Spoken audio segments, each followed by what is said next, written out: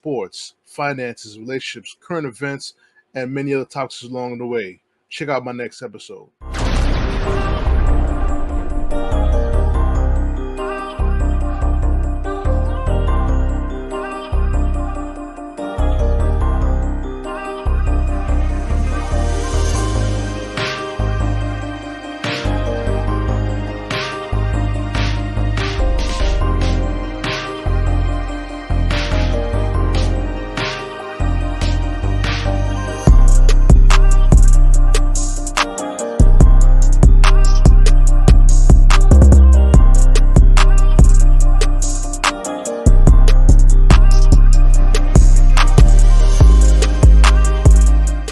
Everybody's man, Big Dom coming live national the True Players podcast episode with my brother Matthew from Jacobin Sports Show and the Strick.land. We're here to talk about the Knicks advancing to the second round in a tough, grueling 6-game series against the 76ers. And then now they're taking on Indiana Pacers right now. But I'm excited because, I was being mad with somebody before. I was nervous throughout the entire game. We were up by 22 points. And then all of a sudden, Nick Nurse threw the curveball that I expected Tom Thibodeau to throw and put Buddy Hield into the game. And he dropped 17 points in a matter of 13 minutes, which eventually put the Sixers back up by a couple of points. But before we get to that, let me have Matt introduce himself to the people. Everybody, Matthew Miranda. I'm a long-running guest on Dom's podcast. I write for the Strick.land, cover the Knicks there, the Strick.land, named after the great Rod Strickland. Also, Jacobin Sports Shows, my podcast. It's Jacobin. You will want to check it out this week if you're interested in the Knicks and the Pacers specifically. I'm going to have on, actually about an hour after me and Dom are done, I'm going to be interviewing Caitlin Cooper. Caitlin Cooper covered the Pacers for many years for Indy Cornrows. She has her own now site called Basketball, she wrote. Caitlin Cooper knows more about the Pacers than most of the people who work for the Pacers. Rick Carlisle has publicly praised her work several times. Tyrese Halliburton subscribes to it. Other than being like in the Pacers coach's room, this is about as close as you can get to someone who knows the X's and O's of this team, like in and out. So if you're enough of a nerd that you really want to know what's the difference between the way Tyrese Halliburton rejects screens and Jalen Brunson rejects screens, this is someone that you'll want to hear too. So you can hear us, Jacobin Sports Show. Just Google it and you'll find us online. We're on Spotify, Apple, all the places that you can find everybody. Cool, Matthew. Thank you very much for that. Definitely. So we watched the game, the Sixers game. I believe it was Friday, right? I'm trying to get my memory. It was Thursday. Tell me how you felt, because my father texted me. The game started mad late. It started like at 9. Yeah. And my dad texted me at about 9:45 going to bed. Mm-hmm. And all he said, and they were still up at that point. And he was like, and he always used to tell me this when I was young and we would watch them. He hates when the Knicks, our whole lifetime, he hates when the Knicks get off to big leads. And I do too. Because the only place it can go is down. You don't go up 20 in the first and just win by 40. Like that. No, there's always a comeback. And so I want to know, because when they were up 33-11, I was loving it and I expected a run. But my thinking was, okay, this whole series has been neck and neck. So even if the Sixers play neck and neck the rest of the game, we're fine. There's no problem unless there's a total. And then there was. Yeah. When they were up 33-11, did any part of you feel like, we got this? Or was any part of you like, this is not how the series has been? I don't know. How did you feel up 33-11? I'm like, oh, shoot. Please don't blow this lead. I don't think the Knicks fans are happy, and I don't think the Sixers fans are happy. Nobody was happy at 33-11. Please don't blow it. Thibodeau, please don't blow it. But, however, I like the fact they got to a big lead, only because it gave them an opportunity to rest players during the game, which he did not rest the players. I think he pulled out, I believe he pulled out Josh Hart and put in McBride, and then McBride did a silly turnover and he pulled him out right away. Yeah, he I'll barely say. played. Yeah, it was the starters, Mitch, and that was pretty much it. Hmm. And now we, as they get ready to, first we get your take on the entire series, where you thought the Knicks was lacking, and where they were fortunate to go on to the second round despite the talents of Philly. I think Philadelphia can reasonably, say Embiid is nowhere near 100%. Hmm. And it didn't really affect, if you look at his scoring and his rebounding and even the blocks, like the numerical production seems the same. But I think this will help the Knicks this series because Embiid was so banged up, especially as the series dragged on. It was clear, like, he did not really want to post up. He did not really want to take hits. He did not want to go down low and he was taking a lot of jumpers, a lot of threes. He was making a lot of them. And I think it will benefit the Knicks because Indiana plays a 5-out offense too with Miles Turner. So it's good that the Knicks got some practice. Against that, I think you'll see much more Achua because Indy loves to run pick and roll with Halliburton and Turner, and you need a center who can switch, and Achua is the best one the Knicks have. Yep. So Philly can say, all right, Embiid wasn't fully healthy, and whatever else you want to say. But the playoffs every single team in the playoffs, basically at this point, is not healthy or is missing someone, or the Knicks don't have Randall. Hmm. What stood out to me in the Knicks series as the most probably concerning is just the depth. Hmm. And I don't know if this is hope or just hopeless dreaming. My assumption is that in this series, they will have to play Achua and they will have to play some Burks simply because you can't go through everything you just did and ask 7 or 6 guys to do it again. So I think in You the can. last series, the biggest concern was they're dropping like flies. Hmm. And as you continue to play people 45, 50 minutes a game, you're increasing the likelihood that Brunson has a bad ankle sprain or Hart comes down kind of funny on his knee, and now you're done because Hmm. you're running out of replacements. That was my biggest concern in terms of their depth. In terms of style of play, I was worried about DiVincenzo, but he still hit big shots throughout the series and then woke up very nicely, I thought, in Game 6. Yeah. He hit the huge three. If you remember when the Sixers were up 10 in the third, Maxey took a heat check three that would have put them up 13, missed it. Devo came right around, quick handoff, right away, put up a deep three, made it, got it right Hmm. back to 7, kept Philly from pulling away. And I think if Philly had pulled away much further, the Knicks might have been in real trouble. Hmm. So I think I was concerned about the depth, but still feel like I'm getting the effort and the play pretty much that I want from everybody. Like, I can't complain about Brunson. I can't complain about Hart. I can't complain about Hartenstein or Mitch. Hmm. Deuce in limited action had a lot of nice moments. Devo was on and off, but like even with that, he had a game-winning shot. He Hmm. had 2 huge threes in the Game 3 win, and he had the huge 3 in the Game 6 win. So I'm not concerned about their playing style, and I think in some ways Indiana will present obviously new challenges, but in some way I think Indiana will not present some of the things that Philly did that Hmm. the Knicks really struggled with. But it's still just a question of like, when's the last time you remember a team riding 6 or 7 guys 3 or 4 rounds? Hmm. What about you? Um, I just, but my thing is, Thibodeau should have experimented with Alec Burks in the game, in the Philly games, to get him some reps, to get him prepared for tonight's game against the Pacers. The Pacers series is going to be a different series. This is the highest scoring team in the league. They run up and down the court. You can't sit there and play 6 guys and expect them to No. last the entire game with that up tempo offense. They Which is where struggled. go Mhm. ahead, go ahead, man. Which, during the regular season they struggled. That's a matchup problem for the Knicks because Halliburton's a big guard. You got Yes. Naismith. You got Siakam, who's a champion. Mm-hmm. You know what I'm saying? And Turner is an excellent 5 and 3D type of player. Mm-hmm. So it's a different type of game, type of series. A series that I believe is going to go 7.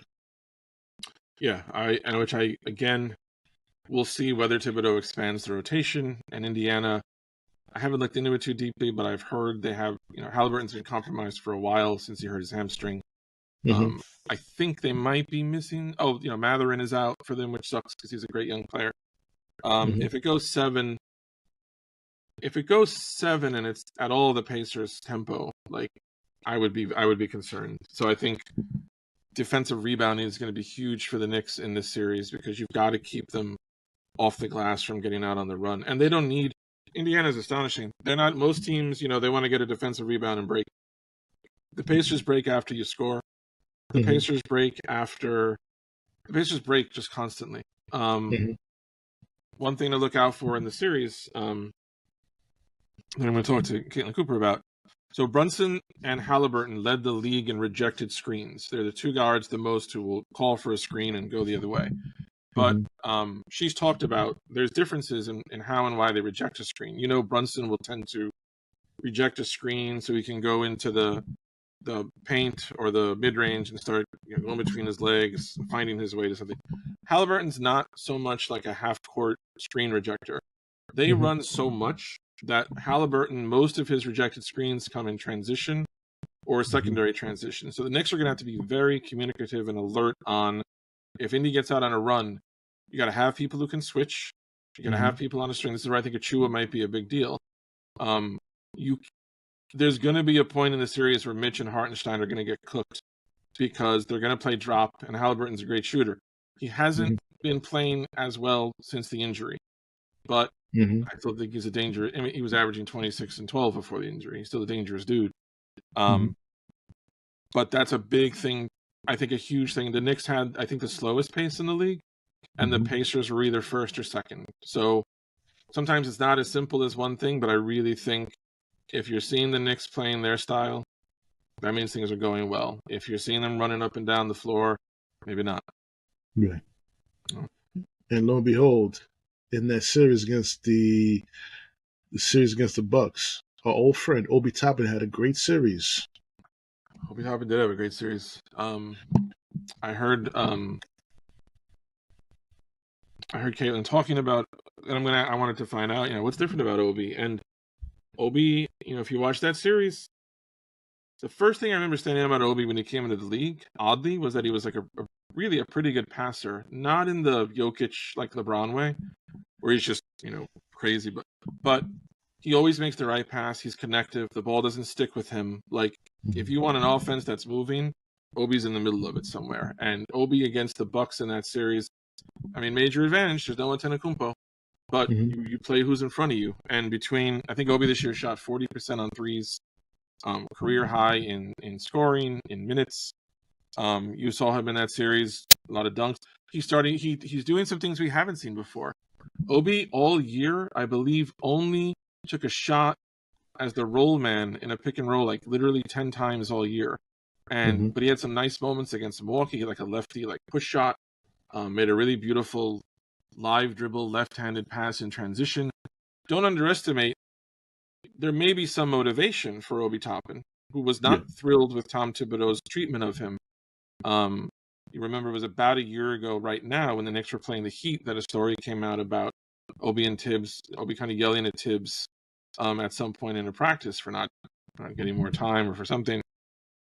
He's going to be as excited as any bench player in the league is going to be seeing the blue and orange on the other sideline. So I am afraid that at some point in the series, Obi Toppin is going to hit a heartbreaking corner three that's going to hurt like Knicks fans. But I've always loved him. I'm very excited he's gotten to play. I'm especially excited because for a while the Pacers have had this kind of curse where they would sign lovable Knick forwards and then never play them. They did it to Chris Copeland. They did it to Kyle O'Quinn. So I was very worried when they signed Obi, like, is he just going to rot? But he's fitting in. It's a perfect team for him, perfect system.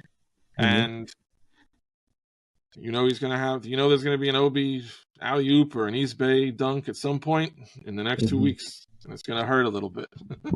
Yes, it is. Yes, it is. Because that was our guy. That was our guy, So, like I said, I hope his career flourishes, but not against us for the next week or two.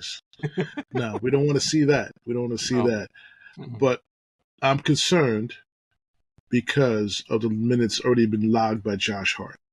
He's your spark plug guy. He's Mr. Intangible. You can't be Mr. Intangible every single game for 48 minutes straight for 6-7 games in a row. He needs a breather. You would think so. I don't disagree with you, but here's what I'll play maybe what Tibbs is thinking. This year, the NBA established, like as part of its laws and guidelines for awards, basically the idea that like load management is nonsense. We're telling you as a league, there's no correlation between players playing too much and injury, which we all know is nonsense. Mm-hmm. But the league has a new media rights deal coming. They want to bring the best negotiation that they can. And that means telling all their partners, our stars play the games. So give us the most money. There was I can't remember now who ran it. I think it was in The Athletic, but someone ran a numbers recently showing the difference in injuries last year before the new policy and this year. There's no difference in terms of overall injuries in the league. But where there is a difference this season, and I've been screaming at Adam Silver in the NBA all year about this on my show, what's happened is that more of the injuries this year came late. So early in the season, there were fewer injuries. But the last month, they picked up. And if you're running a product and the playoffs are your big selling point, you don't want guys dropping late in the season. There were 8 first-round series, and there were at least 8 star players out with injury, either before it or during it. Porzingis was out, Randall was out, Antetokounmpo and Lillard both missed significant time, and Embiid is significantly banged up.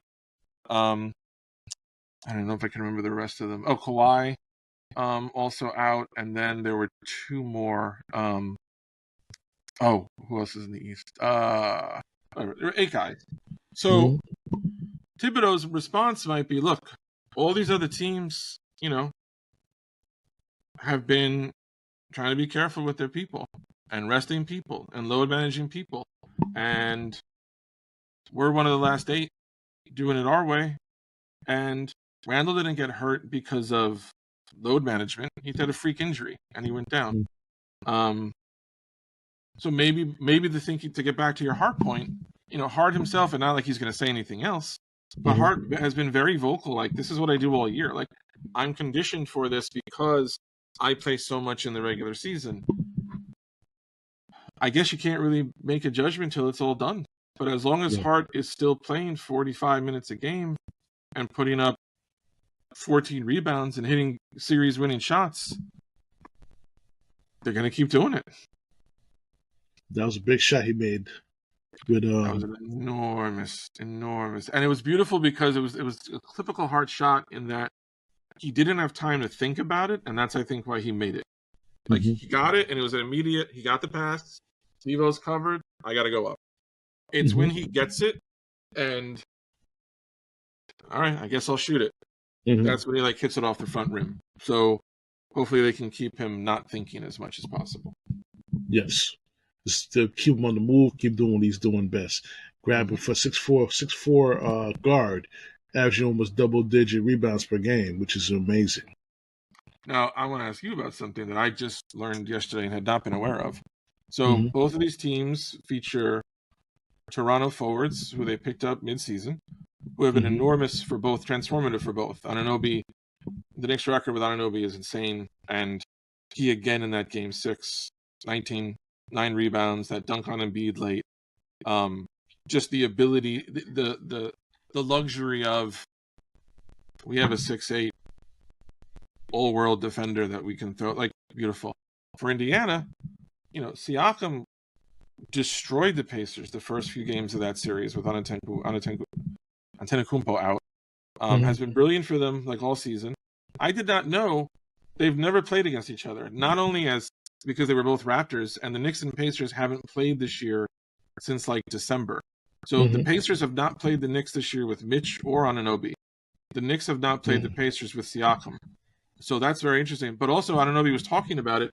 They never really played against each other even as teammates, because when the Raptors would scrimmage, Anunoby and Siakam as starters were always on the same team. So they have zero experience playing against each other. So there's a massive wild card of no one knows what's going to happen when Siakam and Anunoby line up from each other. I like to think OG can do a good job on Siakam. And Siakam is so important at this point to Indiana's offense that I think that's a big deal. But I also think you're going to see the Pacers throw Siakam at points onto Brunson. And that's going to be difficult because he is big and long and really good defensively. They'll try to screen him off and things, but Philly never. I mean, Philly had success with guys like Oubre and Batum, Mm-hmm. and Siakam's just bigger and better than those two. So we'll see how the Knicks handle that angle. I feel they're going to handle this very well. But the key Yeah. is got to get the first 2 games at home. Got to get the first 2 games So at I'm home. very glad you brought this up. I don't know if you know this. Mm-hmm. The Knicks have not won. I just figured this out the other day. The Knicks have a bad history now for a while of splitting home games when they have the home court advantage. Like last year, they had home court against Miami. They split. They never got the lead back. In 2021, they had home court against the Hawks. They split. They never got the lead back. Against the Pacers 11 years ago, Carmelo, Hibbert, they had home court. They split. They never got the lead back. You have to go back to literally, I believe, 1994, I think, to get back to Indiana in the conference finals as the last time the Knicks won the first 2 games at home in a best of 7. So I think that's enormous. Mm-hmm. And you saw it this series. If you win the first 2 at home, all the pressure in the world is on the road team, not only in game 3, because Philly won game 3 Mm-hmm. it was the least competitive game of the series. And yet still all the pressure was on them in game 4 because like you can't split, you can't go down 3-1. You go down 0-2, you have got to win both games. So Pacers have never been in this situation as a group. I respect them, but to be realistic, they just beat a Buck team with no Giannis and quite a bit of no Lillard or injury depleted Lillard. This is a step up for them in class. Like this is a step up. So punch them in the mouth a couple times, then get it back to Indiana, and then just get a split. Just been Easier said than done, but like I think the Knicks are in for a very different kind of opponent, and I think the Pacers are too. Okay. So we're going to segue a little bit off the Knicks because I want to talk about different teams here. Yeah. And Doc Rivers with the Bucks losing in 6 games to the Pacers. Granted, he came in mid-season. Didn't really have his full coach staff with him. Asking to run this team was 33-13 at the time. Number 1 seed in the conference at the time. Or were they? I think Boston was still ahead, but they were definitely 2. I believe they were 2. Number 2. Then all because the players didn't like Adrian Griffin or whatever happened with them, Adrian Griffin. But I thought Adrian Griffin did a good job with that team to get to 33-13. The record was good. The story is that the Milwaukee players did not like what they thought Griffin was making. Griffin was adjusting their defense, and apparently the players did not like the changes that he was making. I think also you saw this this year with the, not quite the same because it was his second season, but with Darvin Ham and the Lakers, there was a long history in the NBA where black coaches would only get the worst jobs. They would only get expansion teams. They would only get the Bullets, the early Timberwolves. They would only get bad teams. And white coaches would get recycled. Anytime, a white coach would get fired, a couple years later, he would bounce back into another job. That began to change a bit. I think Tyronn Lue was one of the first, and Doc, coaches were like, he's not coming in for shit. Like, you're bringing in Tyronn Lue, you're giving him a real team, and he knows it. Doc and Darvin Ham, I think, both this year suffered. And they're different because Doc is obviously a coach who's won a title. He's coached a million teams. But he's still a first-year coach with Milwaukee. And Darvin Ham was a second-year coach of the Lakers, and I feel both of them were victimized by organizations that messed up. The organization's not going to take the blame. Giannis is not going to take the blame. It's not his fault. He's hurt. We know LeBron's never going to take the blame for anything. So someone's got to take the blame. In LA, it was Darvin Ham. And in Milwaukee, I don't think the problem is Doc Rivers. I think with Milwaukee, you had Mike Budenholzer a couple years ago. Not a perfect coach at all. But you won a title with him, and you decided he's got to go so we can bring in someone with 0 experience. And then when that guy's like 30-10, we're going to fire him mid-season, which is very rare for a contender. to bring in a guy who has not had success ultimately. I mean, he's had a lot of nice teams, but you're bringing in Doc to win a title. You're not bringing in Doc to win 50 games. Mm-hmm. Didn't end well in Boston for Doc. Did not end well with the Clippers for Doc. Did not end well in Philadelphia for Doc. This is a man who everywhere he has ever left, it's someone else's fault. You bring him in to replace your rookie, and who's going to take the fall now? Because it's not, he didn't do a great job, but like, what was he supposed to do? Right. You know, but Red Auerbach was not going to win with the Bucks not having Giannis and Lillard. No. But there's no love there. Doc has been vocally critical of the Bucks all year because it's not really his team. That to me is a classic, and Phoenix is going to do the same thing. I guarantee you with Vogel. That's the organization saying someone's taking the hit, and it's not going to be the owner, and we're not going to trade our stars. So, coach, I don't think that's. I got a lot of problems with Doc Rivers, but you can't lay this at the feet of Doc Rivers. Got you. I don't want him anywhere near my team, but I'm just saying. No. This is not his fault.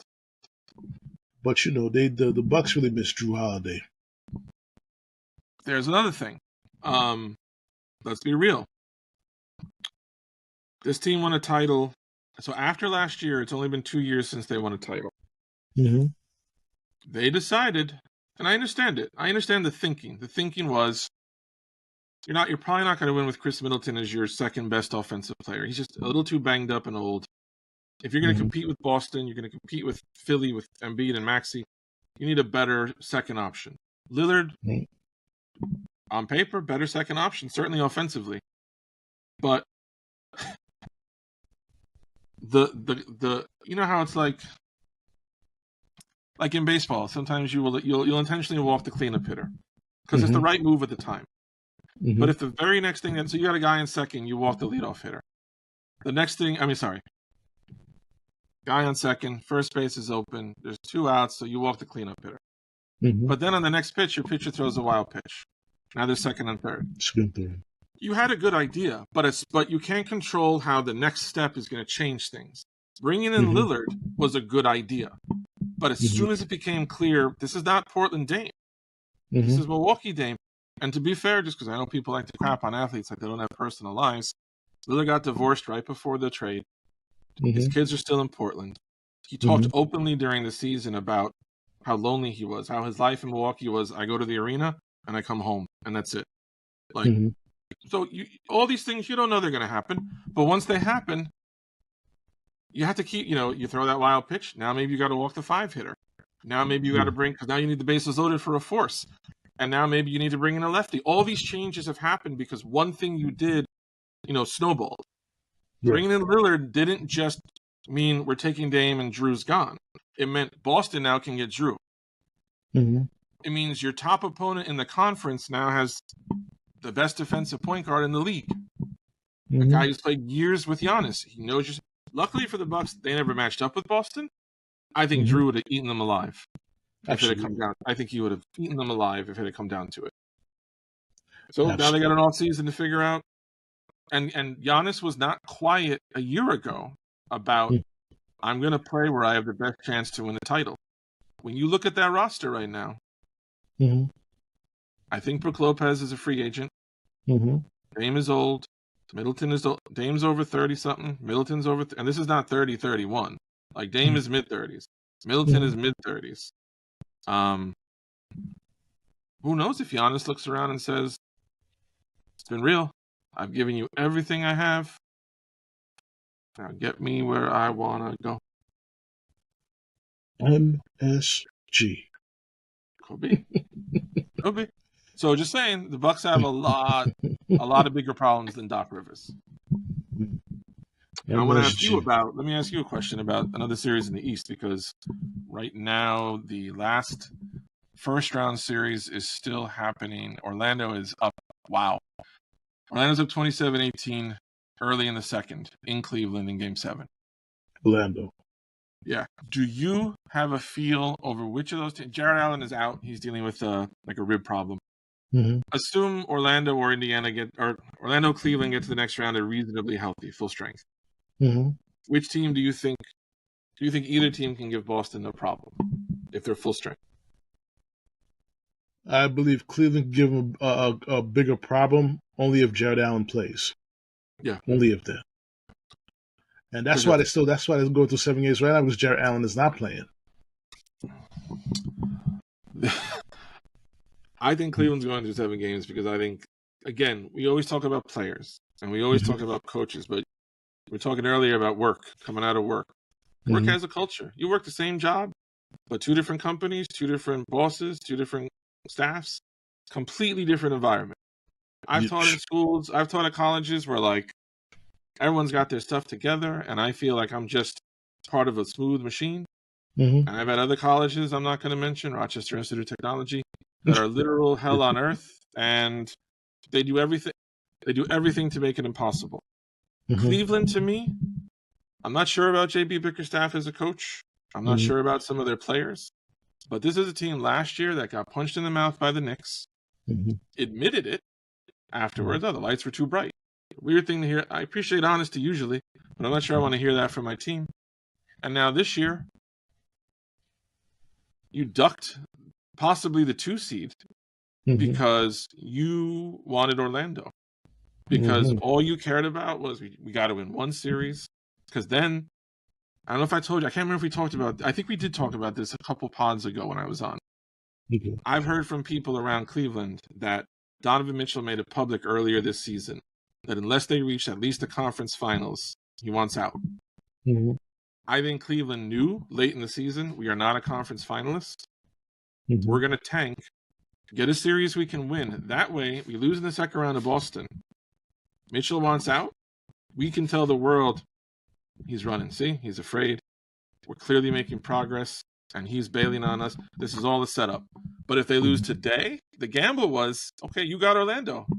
If you lose to the Magic, and the Magic are not, when it looked like the Knicks might get the Magic, I was not excited. I thought the Knicks would win because I don't think Orlando has enough firepower. But they defend at every single position like their life depends on it, starters and bench. Yes. If Cleveland loses to this team, Donovan Mitchell doesn't need to say a word. He's just gonna wave and just walk off in the sunset. And like Giannis, he's gonna want to go somewhere. I wonder where he's gonna want to go. But that's organizational. That's the same jackass who wrote the letter to LeBron. That's the same ownership. That's the same mentality.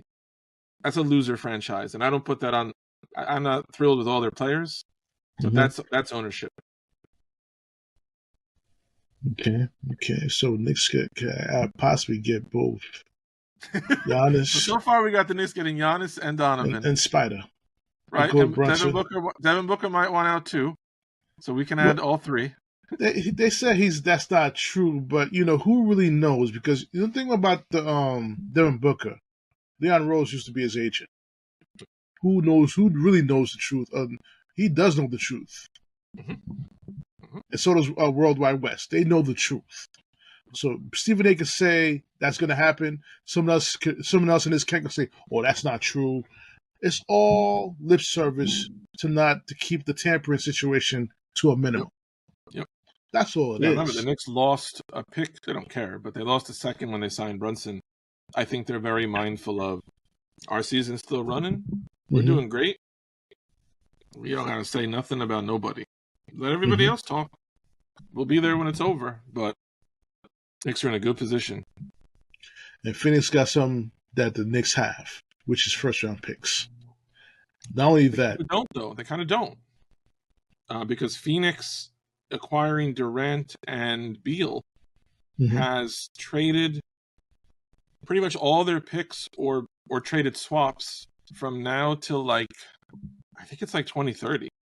The Suns have no flexibility in any way. They don't have any good pick. They really don't have picks to trade. They don't have any cap space. They don't have any players that anyone wants because it's either Booker, who they don't want to get rid of, or Durant, Beal, which nobody's going to give you what you paid for them because everybody knows they're damaged goods. So, there was a lot of laughter when the Suns owner, Matt Ishbia, gave a press conference after the season and publicly said there's 29 other teams in the league and 26 of them would trade Ross. He should be committed for saying that. Like, literally, you're saying 90% of the league wants what you have? No. Nobody wants what you have. Pick a team. Give me one team that would Brooklyn even trade places? Phoenix is where Brooklyn was 2 years ago. No. I cannot think of a team that would say, yes, give me no cap space, sullen older players on the back nine of their career, and no control over our draft for the next 6 years. Yeah, give me that. So if I'm Devin Booker, again, I don't need to really make a stink. Everybody in that organization knows you got to get out of this. And the only way you're going to get out of this probably is trading Devin Booker at some point. Yeah. Got to. Man, we got some time left, man. So we're going to tag back before we end the show. We're going to tag back to the Knicks. But we got some time. I know you want to do a hockey special on the podcast. So this is the opportunity right now as we see the Rangers send Alex Ovechkin packing with the brooms. They did. So your thoughts on that? I think the Rangers are the first team I ever followed. As a kid, I remember reading Newsday, and I was always attracted to them just because the names were so weird, like compared to other sports. So I followed the Rangers a long time. I have no love in my heart for the Washington Capitals. I have not. Even I remember your child of Uniondale, 1986, the Islanders on a Pat LaFontaine, I think fourth overtime goal, beat the Capitals. I've always hated the Capitals. So anytime you beat Ovechkin, who's a remarkable player, remarkable career, God knows he's killed the Rangers many times in the past. Always feels good to beat Washington. Carolina is a very different opponent, different level of opponent. Team that matches up very interestingly with the Rangers. Very strong team. I don't know where this is going, but I'll say that like this Ranger team, a lot like the Knicks. I have not seen a Ranger team look like this in a very long, like this good. The Lundqvist teams had the goalie to do it, but they didn't always have the full depth, and sometimes their best offensive players, could get a little shut down in the playoffs. But Igor Shesterkin is a Stanley Cup. He's as good a goalie as there is in the league. Panarin has had an astonishing season. Kreider has been remarkable. Zibanejad is always seems to come through. They're incredible on the power play. They've improved 5-on-5 wise. This is absolutely like you want to pick a team right now? You really can't pick a better bet than the Rangers. Have to see what happens. But I feel, just like with the Knicks, I feel better about the Knicks than I have in like 25 years. I feel better about the Rangers than I have in a very, very, very long time. But I've seen Carolina beat them. I know what Carolina can do. But always exciting to have Knicks Rangers happening simultaneously, making a deep playoff run. Like the whole city seems to pick up on it. It's a beautiful thing. I can't believe Chris Kreider's still there as playing there. Last time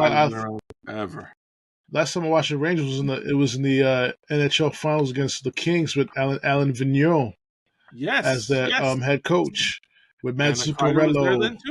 Yes, this team I think is deeper and more talented across the board. That team was Lundqvist can get us to a cup. This team can win the cup. Okay. So what happened to the Islanders? They got swept. What's going on with them? I mean, the Islanders are on a different level. The Islanders are... You think of like... You get to a point in your life when you're really trying to settle down. You're trying to like... You want to live in the right neighborhood. You're trying to maybe settle down with a family. You're not looking for a job. You're trying to settle a career. And you got a little brother who's like 5-6 years younger than you. He's still out running the streets. He's still running from girl to girl. He's still hopping from gig to gig. You ask him what he wants to do. He's got a lot of ideas. He's just in a different time of life. That's the Islanders. They're just in a different stage of their development, different time. That's their. I don't got to worry about them. I wish them well. As you know, you may have this too. I am a Uniondailer, so while I am a Ranger fan, as long as the Islanders aren't playing them, I like the Islanders too. I got no problem with them. They're just in a different. They're in a different. They're everything. That's a different neighborhood right now. Yeah. They're just I, different I, neighborhood. I think them not playing at the barn at the Coliseum is different than playing at Well, UBS. yes, I think that's a. I think the Islanders are one of those teams in sports that just cannot seem to catch a break. Like I feel bad for their fans because there was no reason to talk whatever shit you want about the Coliseum. Like you didn't have to leave the Coliseum. Mm-hmm. If you want to leave the Coliseum, doing what they did in Brooklyn was never. It was never about what's best for the team. Mm-hmm. It was. This is good. Who was it at the time? It was Charles Wong. Mm-hmm. Charles Wong was the owner. It was good for Charles Wong. Then it was good for Prokhorov.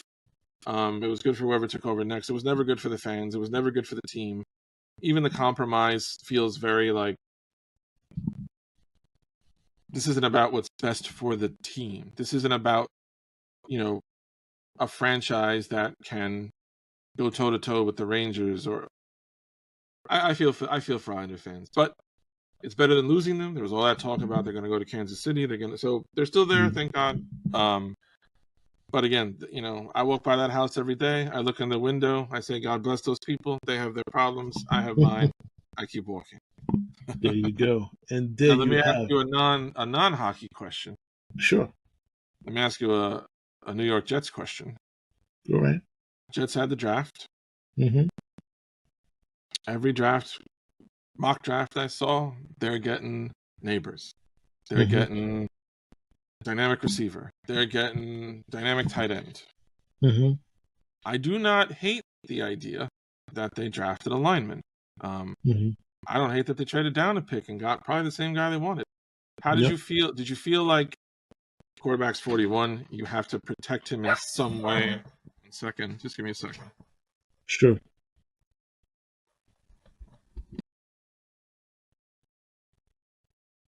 Matt will be back with us in a second. Yeah, we're going to talk about the New York Jets a little bit, about Olu Fashuranu, I believe the name is, and how I feel about the pick. I mean, the pick is a good pick, for the where they picked him at. Like I said, the Jets, most importantly, the Jets needed depth at lineman and a depth at wide receiver.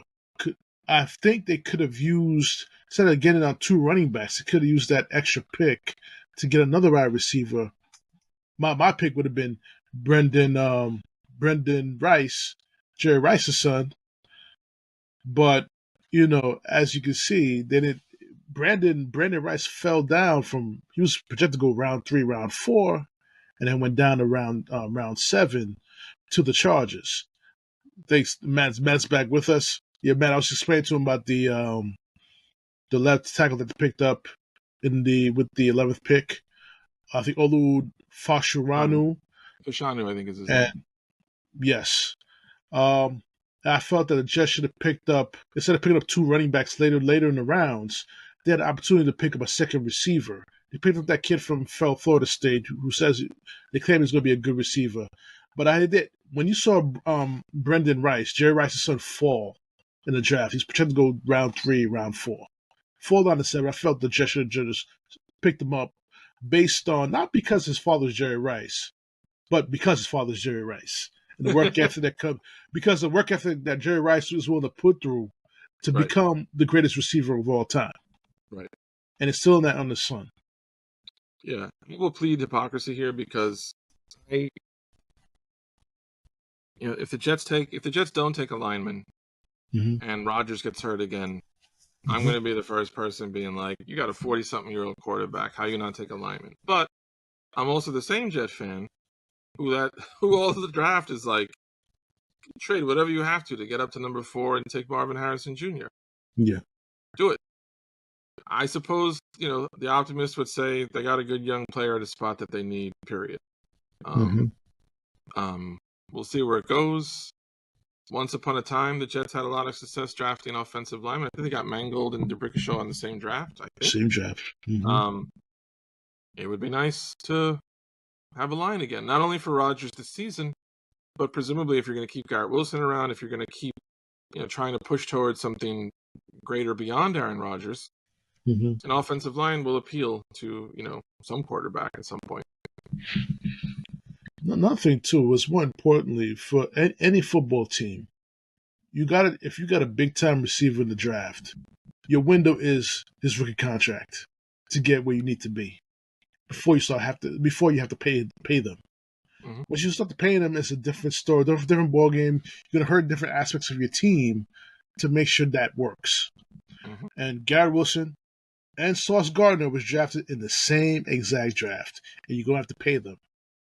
Yep. Yeah, you are. You are. And this ties back in a way to the Knicks when we were talking earlier about, would they go after Booker? Would they go after Mitchell? Would they go after who was the third one we talked about? Giannis.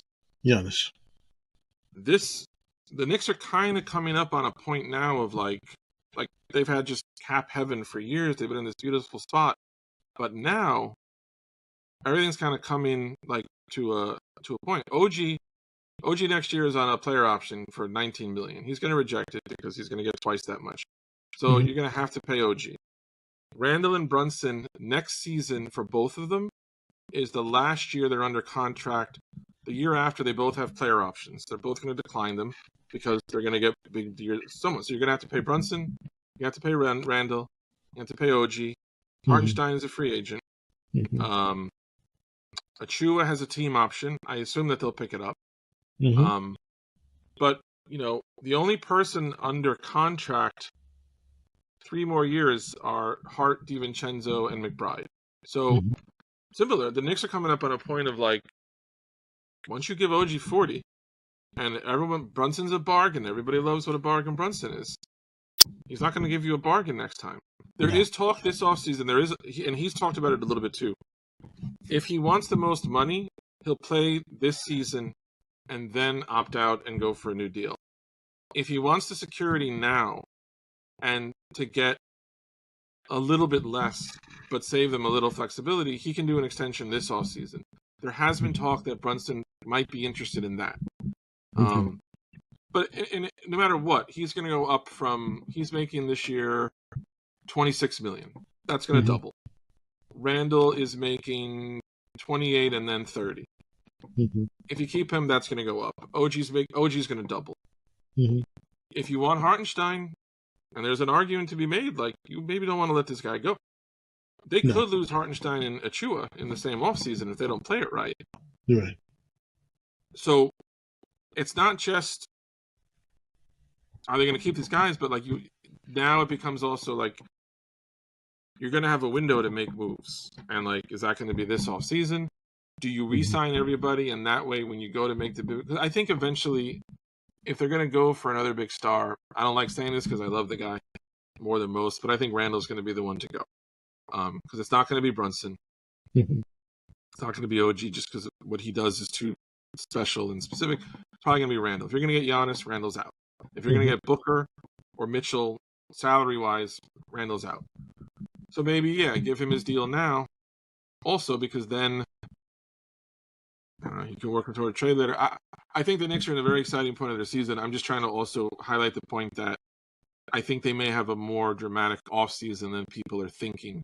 And I would pay a lot of attention to how some of the other series wind down. Because I think if you're the Knicks, this may be the summer to make a big move. And there's also the underlying other Villanova Wildcat over there in Brooklyn. There is. And the trick, of course, with Mikal Bridges, I don't think anyone doubts at all that he would be much, much, much happier playing on the other team in town. He's got 2 years left on his deal after that. He makes 23 next year and then 24 the year after that. Would the Nets ever, ever, ever trade him to the Knicks? I don't know. That's a petty franchise. Yeah. A petty franchise in a bad spot is not going to get less petty. I'm very curious about that. I find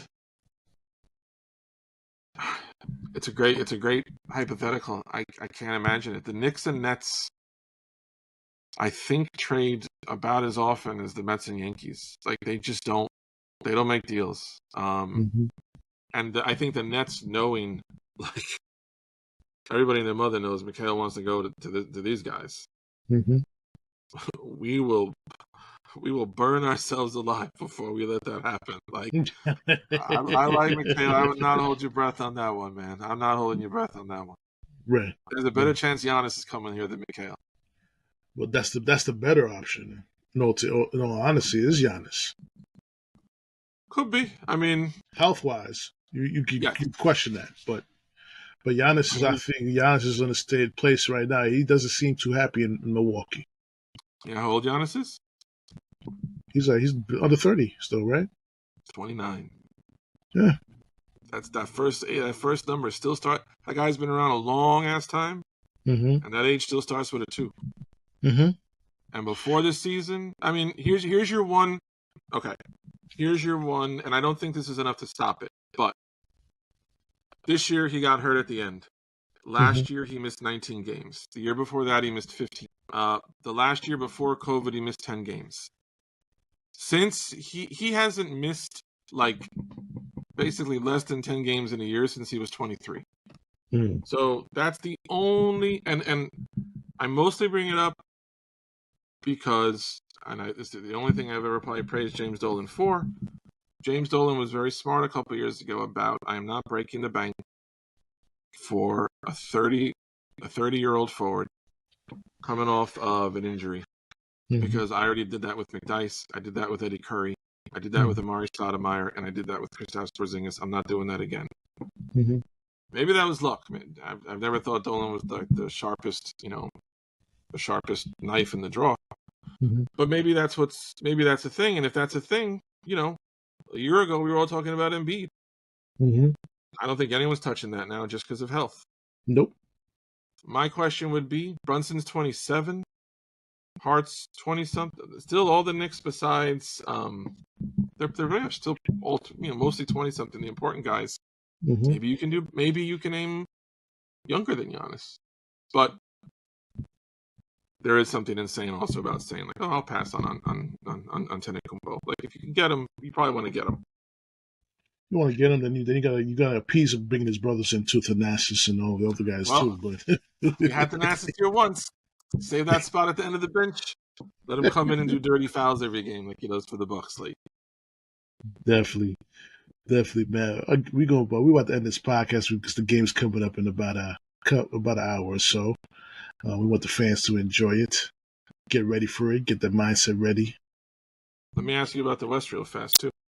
What are you expecting as far as Denver and Minnesota? And what are you expecting now that it's Dallas against OKC? Do you have a strong feeling either way about how you think those series might go? Denver and Minnesota's going to go 7 games. I do believe they have the big man to handle Jokic.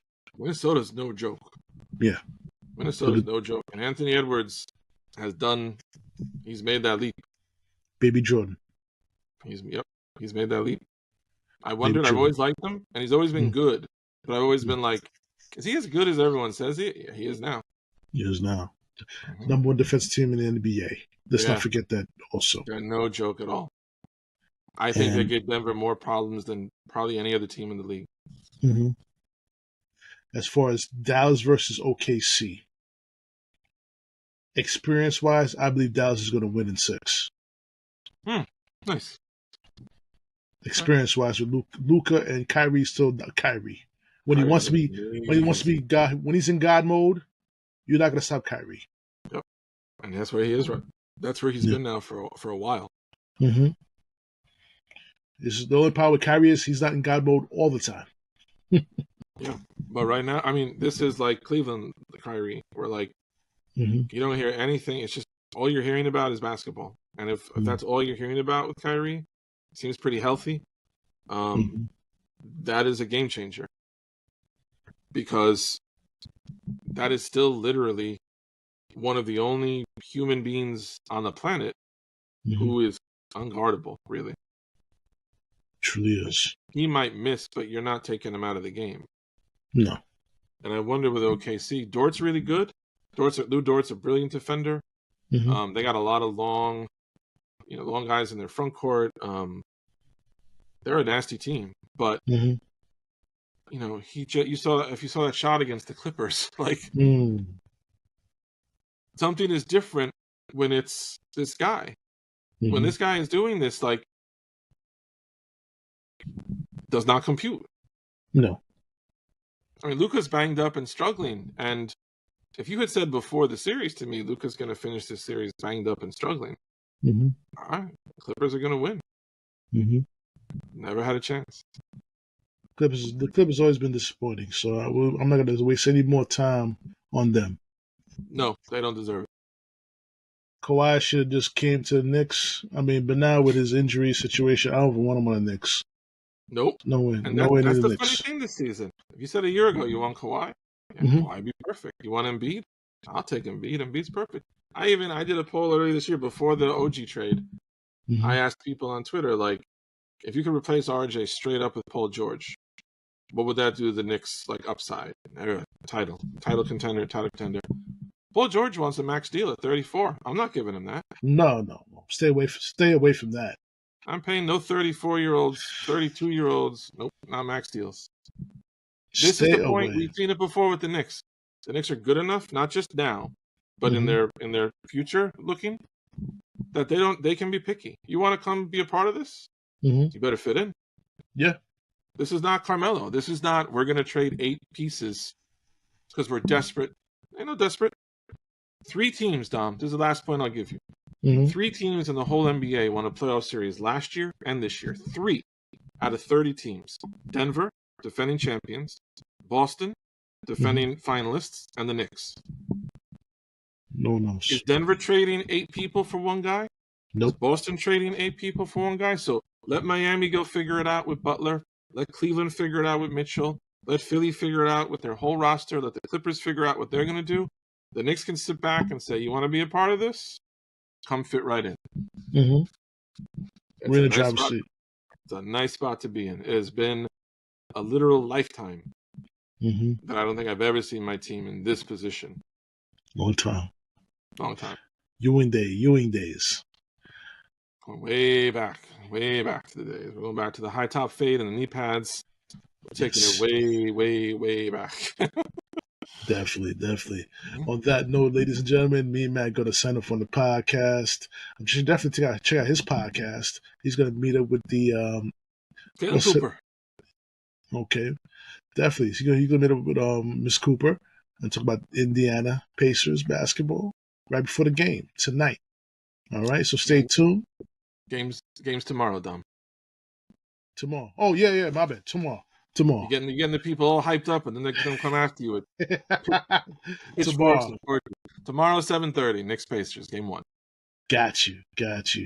All right, so me and Matt, we're going to sign off on this podcast. Me and Matt will be back again to talk about the transition over to the Indiana arena. Enjoy the 2 games, ladies and gentlemen. We're going to be signing off. It's been Big Dom. Sign off. Peace, love, and happiness. Later. Always.